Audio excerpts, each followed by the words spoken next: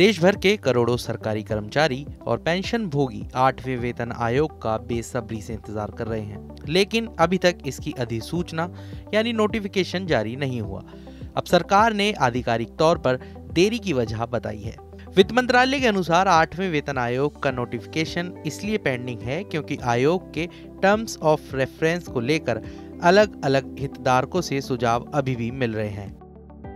राज्यसभा में मंगलवार 12 अगस्त को पूछे गए सवाल के जवाब में वित्त राज्य मंत्री पंकज चौधरी ने बताया कि 17 जनवरी और 17 फरवरी 2025 को रक्षा मंत्रालय, गृह मंत्रालय, कार्मिक एवं प्रशिक्षण विभाग यानी DOPT और सभी राज्यों को टर्म्स ऑफ रेफरेंस पर इनपुट देने के लिए पत्र भेजे गए थे। उन्होंने कहा, अभी भी इनपुट मिल रहे हैं, इसलिए आधिकारिक नोटिफिकेशन सही समय पर जारी किया जाएगा। केंद्रीय मंत्री ने साफ किया कि नोटिफिकेशन के बाद ही आयोग के अध्यक्ष और सदस्यों की नियुक्ति होगी।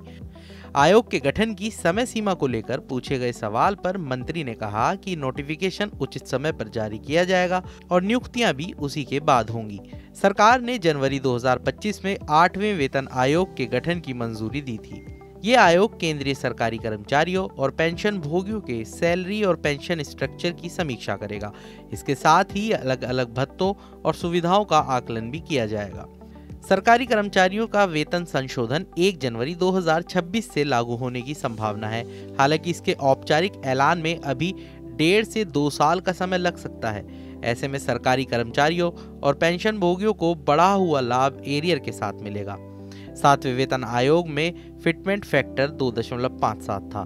एक्सपर्ट मानते हैं कि 8वें वेतन आयोग में ये 1.92 से 2.86 के बीच रह सकता है। फिटमेंट फैक्टर जितना ज्यादा होगा, सैलरी में उतनी ही बढ़ोतरी होगी। उदाहरण के तौर पर अगर किसी कर्मचारी की मौजूदा बेसिक सैलरी 30,000 रुपए है और फिटमेंट फैक्टर 2.57 तय किया जाता है तो नई बेसिक सैलरी 77,100 रुपए होगी।